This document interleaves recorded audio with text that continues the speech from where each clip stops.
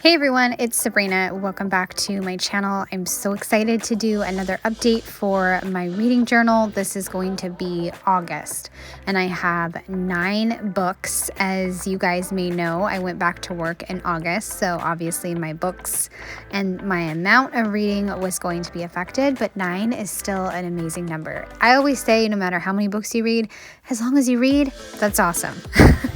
Reading is the best. So even if you only read 1 book, that's still fantastic. As you can see, I am running out of room on this 2023 books. I don't know how much longer it will last. Hopefully the end of the year. I don't know. It depends on if my reading picks back up, or I don't know. It just depends. I do know that my shelves that I made stamped, those are running out. So I'm kind of contemplating how I would add on to it, but I'm not quite sure yet. So we will see. For the month of July, it was really hard to pick just 1 book to put on here because if you remember, I read 20 books. But I wound up deciding on a children's book called Rain, Rain, and I made the size 1.25. I think last month when I put it together, I made it way too big. So I got it. It's now 1.25 and I stamped the July and also August.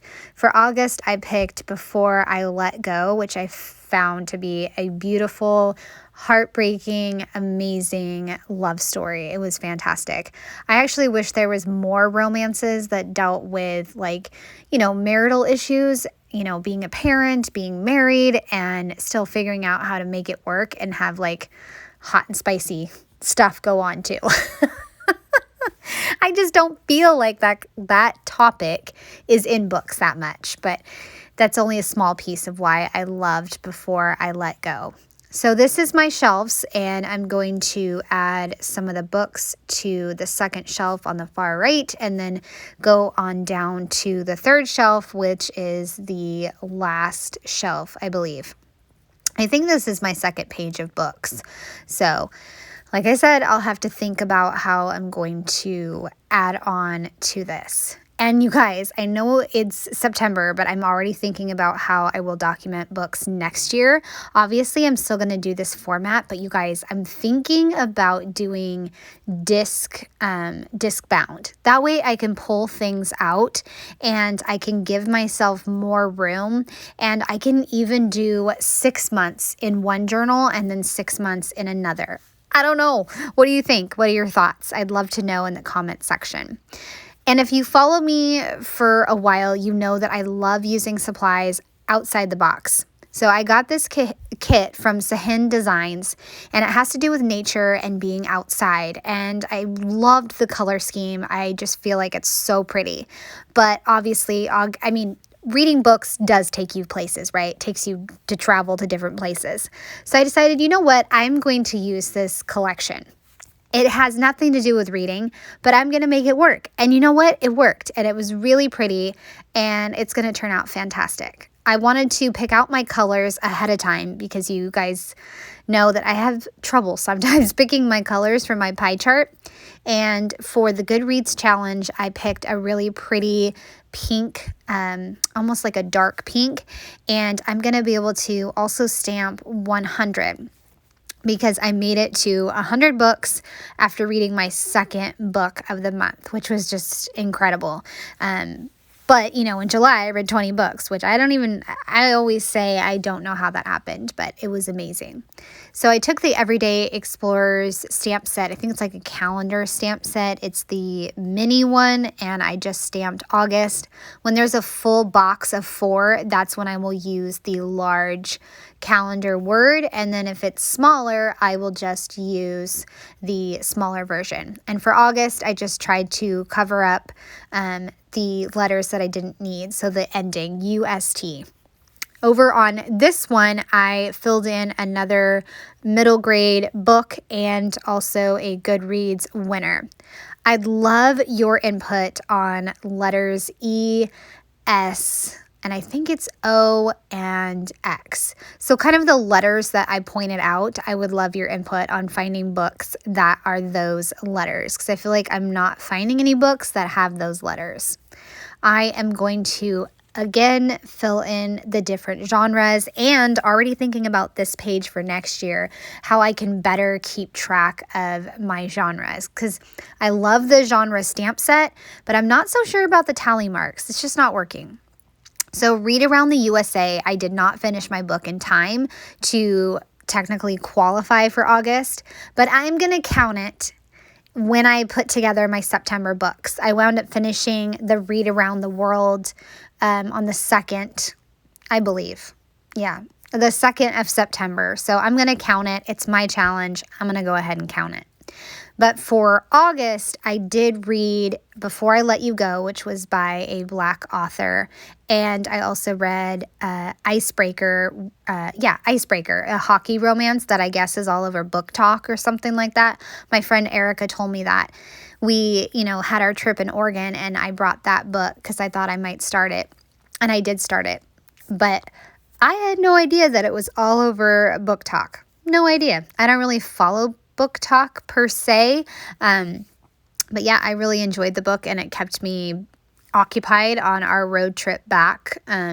So it was enjoyable. I did not read any books for the 12 Friends, but that's okay. I have a few that I have lined up for October since they work as kind of like spooky books.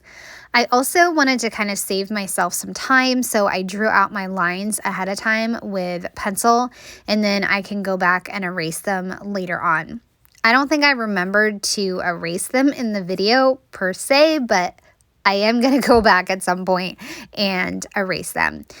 And again, it is just 7 boxes going down the columns, going down columns, and then 5 for the rows. And then I can determine where I can put my die cuts, because sometimes when the month starts off with like the first day being over on, like, say a Thursday, I'm able to add some more die cuts up at the top row. You can tell I'm a little tired when I'm doing this voiceover, right? But I love putting together this reading journal, and it is so much fun, and it was like my whole project for the week, since it takes me a little while to put together these spreads. And I just write out Monday through Sunday using my own handwriting. I don't get out the stamps. I think for me, that is just bugs me. I don't know why. I don't like having to stamp the day of the week a million times. I don't. Same thing when I'm doing my journal. I would rather print out like typed font of the days of the week and put those down in my journal instead of having to stamp Monday through Sunday a bazillion times. So that's just my own deal. I picked a soft pink for the dates in the top right corner, and then I will just mark the date with my Sharpie pen. It's one of 2 pens that I just absolutely love. One's a Sharpie and the other one's like a Uniball. Love my pens, and I'm sure you guys are the same way. If you have a favorite pen, just let me know. I'm always on the lookout for nice pens. I rotate between how I stamp my month, and this month, or the stamp that I needed to use, was from Ali Edwards. So I went ahead and used that instead of stamping out the actual month, which is what I do sometimes as well. So the Sahin Designs is, like I said, all about outdoors, but there's also some mushrooms in there and flowers and this gorgeous green paper. So I'm going to use that instead of washi tape, and I feel like it is so gorgeous. So I trimmed it down so it wasn't as thick, because I just didn't want it thick. I wanted it to look more like thin strips of washi. Went looking in my stamps to see which ones I wanted to use this month, and I found some Studio Calico ones, and I will use those and overall keep things pretty simple. I am definitely using that owl die cut because I absolutely love owls. I'm obsessed with them. They make me so happy. So I got the owl die cut, and then I have some little flowers and also some mushrooms. And then I, of course, die cut all of these on my Cameo. Up at the top, there's not a lot of room for die cuts, but I did put a die cut on the first because I vaguely recalled that I did not finish a book on the 1st of August. I think the first day that I finished a book was actually the 2nd. So I was about ready to adhere down my die cuts for the little cluster next to read, but then I remembered that I need to stamp the number of books. So I wanted to stamp 9 and then put down my flowers. And it's just a little row of flowers and mushrooms. There's a tealish one and a pink one, and they're super cute.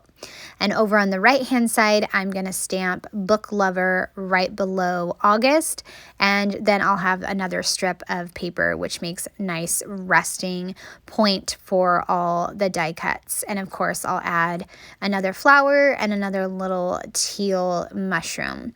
I did grab another Studio Calico stamp set with some little flowers on it and decided I'm just going to stamp those because I love sprinkling little stamp sentiments or shapes, mainly shapes, and that way it helps your eye to travel around the spread, and it helps me to add additional color to the spread. I also was very brave and decided to color in the read. That way I could emphasize the colors that I am intentionally trying to use. So I went with a neutral and also a kind of bold green that I felt coordinated and matched well with the green in the pattern paper. So this is where I'm kind of testing out the different inks that I have that will go well with the colors in the kit. And I decide on a dark green, a really soft pink, and also a bold blue. I was having a really hard time finding a good color that matched the tealish mushrooms, but I feel like the ink that I had is close enough. I feel like a lot of the time when you're creating or scrapbooking, you are finding colors that coordinate. Not necessarily match, but coordinate and go well together. So that is what I did. It looks great. We're going to keep on trucking. And now I can go ahead and add in the dates of the books that I read. I generally try to stick to physical books being up towards the top of the calendar, and the bottom is the audio. But this month it got a little wonky, but that's okay. I finished up the icebreaker when I got back from my Oregon trip, and that, like I said, was a pretty good book. Then I read a young adult book called Anatomy. I don't remember how I discovered this book, but I think I was drawn to it because of the really beautiful cover, and it turned out to have a good rating. So I decided to take a chance on it, and I actually just ordered the second of the, I guess it's a duology, so Anatomy and Immortality. And then for audiobooks this month, I only read or listened to 2 books. Tanner and Louise, which took me like 2 weeks to listen to, and then same thing with Before I Let Go. Just not a lot of time to listen to audiobooks, but that's okay. I am currently reading right now It Starts With Us, which is the latest Coho book, I believe, Colleen Hoover, and she's absolutely my favorite author. And I've been saving this book, and I'm finally reading it, and I'm just so excited to read Lily and Atlas's story. So excited.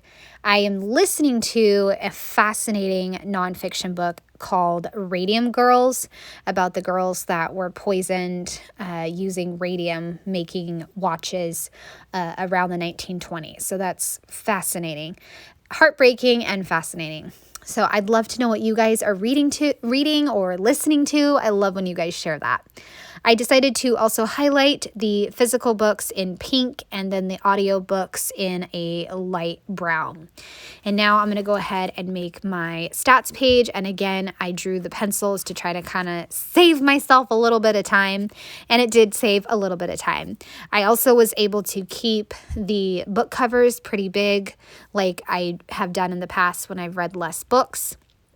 So that was fun, but I wound up not spacing them like far enough apart. So there's a little bit of a gap, I guess you could say, or an edge on the far right side. But like I said, no big deal. I guess I just like to point out these imperfections to you guys so that way it encourages you to just keep going and not get hung up on the imperfections and just be like, oh well, I don't necessarily like that, but I got the project done and that's what's more important. So that's kind of why I point out the imperfections. So on the stats page, I did use a little piece of like neutral washi tape, and I'll do the same thing on the bottom right corner. And again, just made that floral mushroom paper really thin. So it kind of looked like faux washi.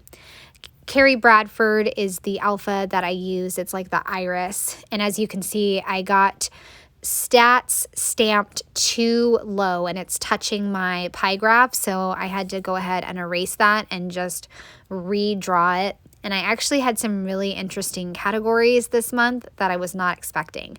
So I will share those later on. I like to start my page from once I get the washi strips down and then I get all the stats stamped, I actually usually like to start from the bottom up. That way I have enough room to stamp all the different stats that I want to include. So I start with the number of pages, which is 3,205. And normally I also include the pages of the audiobooks, but I didn't include it this month, so no big deal. It's actually a little confusing for me to figure out the pages based off of the StoryGraph app, so I don't know. It's a little weird to me. Anyways, hours listened was 23.72, which wasn't so bad. And then the next one is going to be genres. So I had young adult, historical, mystery, romance, thriller. And then I also really love to include some special categories, and I would totally appreciate your guys' input and comments on what kind of special categories I could use for, the special categories. I just need help thinking of different things. That's another thing that I'm contemplating for next year, like having a list of categories that I can pull from when I'm trying to come up with them. These categories are right above genres. I just stamped the paper, Kindle, and audio. So paper was 6, Kindle was 1, and audio was 2. The categories I did wind up coming up with was faves. I had 2 really distinct favorite books, which was The Housemaid and Before I Let You Go. And then Goodreads number, I put that in since I hit 100 and I wound up at 109. And then road trip read, I read Icebreaker, like I already mentioned. So I just included that since I thought that would be a fun stat to include. And then I am going to work on my pie chart, which I just love the pie chart, and I love how StoryGraph just breaks it down so that way you know which genres you are reading.